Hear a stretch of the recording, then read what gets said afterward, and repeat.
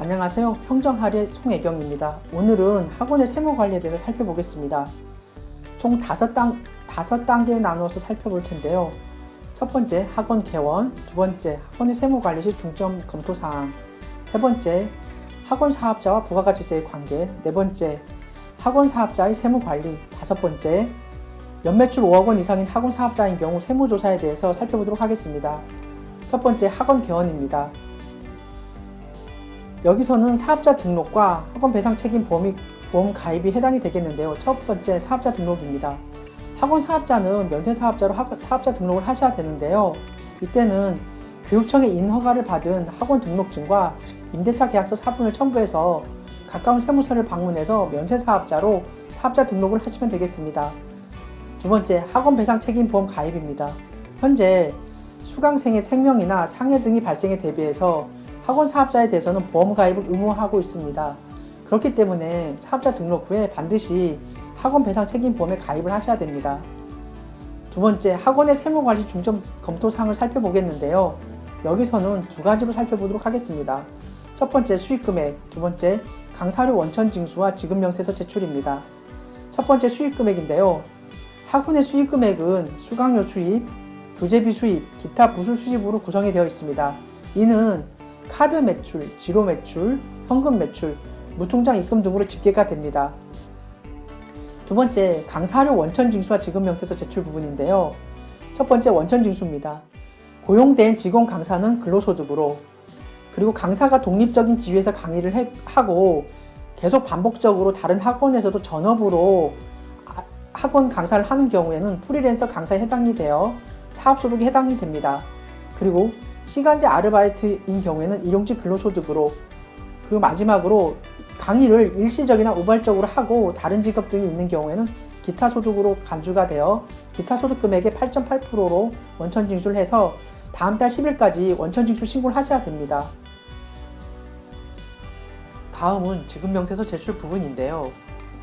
고용된 직원 강사에 해당되는 근로소득과 프리랜서 강사에 해당되는 사업소득에 대해서는 1월부터 6월 사이 발생분은 7월 10일까지, 7월부터 12월 사이의 발생분에 대해서는 다음 연도 1월 10일까지 지급명세서를 제출하셔야 되겠습니다. 시간제 아르바이트인 일용직 근로소득에 대해서는 1년에 4번 지급명세서를 제출하셔야 되는데요. 1사분기는 4월 10일까지, 2사분기는 7월 10일까지, 그리고 3사분기는 10월 10일까지, 마지막 4사분기는 다음 연도 1월 10일까지 제출하시면 되겠습니다. 그리고 마지막으로 일시적 강사인 기타 소득에 대해서는 다음 연도 2월 말이나 다음 연도 3월 10일까지 지급명세서를 제출하셔야 되겠습니다. 세 번째 파트인 학원 사업자와 부가가치세의 관계에 대해서 살펴보겠는데요. 첫 번째, 학원은 면세 사업자에 해당이 되므로 부가가치세 납부음은 없습니다. 이에 대해서 살펴보면요. 면세되는 교육 용역은 주무관청의 허가 또는 인가를 받거나 등록, 신고하고 교육 용역을 제공하면 부가가치세가 면제가 됩니다. 예를 들어 살펴보면요. 첫째, 입시 학원에 기숙사를 구비하여 숙식을 제공하고 그 비용을 수강료와 함께 받는 경우에는 주된 교육 용역에 부수되어 발생되는 용역으로 봐서 면세가 됩니다. 두 번째, 인터넷 교육도 신고 시에는 면세가 됩니다. 두 번째, 학원 사업자가 부가가치세가 과세되는 경우가 있는데요. 여기서는 세 가지로 간추려 보았습니다. 첫 번째, 주무관청의 허가 또는 인가를 받지 않거나 등록 신고하지 않고 교육 용역을 제공하면 부가가치세가 과세가 됩니다.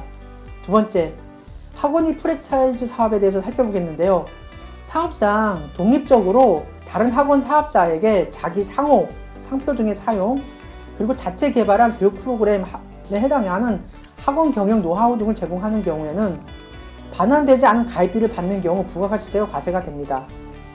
마지막으로 학원 사업자의 강사를 대상으로 해서 교육 용역을 제공하고 교육비를 받은 경우에는 세금계산서를 발행하셔야 합니다. 네 번째 단계로 학원 사업자의 세무관리에 대해서 살펴보겠습니다. 여기서는 개인 사업자로 학원을 운영하는 경우와 두 번째, 법인 사업자로 학원을 운영하는 경우로 나누어서 그 세무관리에 대해서 살펴보도록 하겠습니다. 첫 번째, 개인 사업자로 학원을 운영할 경우에는 사업장 현황 신고와 종합소득세 신고가 이에 해당이 되겠습니다. 첫 번째, 사업장 현황 신고입니다. 학원 사업자는 당해 사업장의 현황을 과세기간 종료일로부터 다음 연도 2월 10일까지 사업장 소지 관할 세무서에 신고하셔야 됩니다. 신고사항에 대해서 살펴보겠는데요. 첫 번째, 수익금액 신고사항입니다. 수익금액은 신용카드 매출, 현금 영수증 매출, 지로 매출, 현금 매출이 있는데 이러한 수익금액을 수강료, 특강비, 교재비 매출로 나누어서 신고를 하셔야 되겠습니다. 두 번째, 주요 경비 사항입니다. 임차료, 교재대 구입비, 인건비 등을 신고를 하셔야 됩니다. 본 사업장 현황 신고와 관련돼서 매입처별 계산서 합계표, 그 다음에 매입처별 세금 계산서 합계표를 같이 제출하셔야 되는데요. 만일 이를 제출하지 않을 경우에는 해당 공급가액의 0.5%에 해당되는 가산세가 부과가 됩니다. 두 번째, 개인 사업자로 운영할 경우의 종합소득세 신고입니다. 종합소득세 신고는 세 가지 신고 방법으로 나누는데요. 첫 번째, 단순 경비로 신고가 가능한 경우입니다. 이때는 두 가지 경우가 해당이 되는데요. 첫째, 신규 개원한 학원으로 당해년도 매출액이 7,500만 원에 미달하는 학원 사업자가 해당이 됩니다. 둘째, 계속 학원 운영자로 직전 연도 매출액이 2,400만 원에 미달하는 학원 사업자가 이에 해당이 됩니다. 그리고 두 번째, 간편장부 신고가 가능한 경우인데요. 첫째, 신규 개원한 학원 사업자. 두 번째, 계속 학원 운영 사업자로 직전 연도 매출액이 7,500만 원에 미달하는 사업자가 해당이 되겠습니다. 셋째, 복식부기에 의한 신고인데요. 원칙적으로 학원 사업자는 복식부기에 의하여 장부를 작성해야 합니다. 그리고 이를 근거로 신고를 해야 됩니다. 당해 종합소득세 신고와 관련돼서 주의할 사항을 살펴보겠는데요. 첫째, 건당 수강료가 10만 원 이상인 경우에는 반드시 거래일을 기준으로 5일 이내에 현금 영수증을 발행해야 합니다. 만일 이를 발행하지 않을 경우에는 이 발급 금액에 20%에 해당하는 과태료가 부과가 됩니다. 두 번째, 학원 경영에 따른 소득 외에 타소득이 있는 경우에는 합산해서 신고해야 됩니다. 세 번째, 결손이거나 과세 표준이 없어서 납부할 세액이 없을 경우에도 반드시 신고하셔야 됩니다. 결손인 경우 추계 신고보다 장부 작성 후에 신고 시 추후 10년간 당해 결손금을 2월 공제 가능합니다. 그러면 학원 사업자 세무 관리와 관련한 두 번째 파트인 법인 사업자로 학원 운영 시 세무 문제에 대해서 살펴보도록 하겠습니다. 첫 번째, 부가가치세 신고입니다. 법인 학원인 경우에는 부가가치 신고 의무가 없습니다. 개인 학원 사업자와 동일하게 다음 연도 2월 10일까지 매입처별 세금 계산서 합계표와 매입처별 계산서 합계표를 제출하셔야 됩니다. 법인세 신고는 사업연도 말일로부터 3월 이내에 법인세 신고를 하셔야 됩니다. 이때 당해 학원의 수익금액이 확정이 됩니다. 그럼 마지막으로 연매출 5억 원 이상인 학원 사업자의 세무조사와 관련돼서 살펴보도록 하겠는데요. 첫 번째, 세무조사 대상자 선정 기준입니다. 여기는 크게 5가지로 나누어 보았습니다. 첫 번째, 신고 내역 등을 전산 시스템으로 분석해서 신고 성실도 하위자 중심으로 규모가 큰 사업자, 그리고 장기 미조사자 등을 대상으로 우선적으로 세무조사 대상으로 선정을 합니다. 그리고 두 번째인데요. 복식부기 의무자 대상임에도 불구하고 세금을 회피할 목적으로 기장에 의해서 신고를 하지 않은 경우입니다. 세 번째, 무자료 거래, 위장, 가공 거래 등 그 거래 내용이 사실이 다른 혐의가 있는 경우에도 세무조사 대상이 될 수 있습니다. 네 번째, 사업자 본인이 사업용 계좌가 아닌 차명 계좌를 통해서 수익금액을 누락한 경우입니다. 마지막으로 다섯 번째, 수익금액을 누락해서 고가의 부동산 등을 취득하는 경우입니다.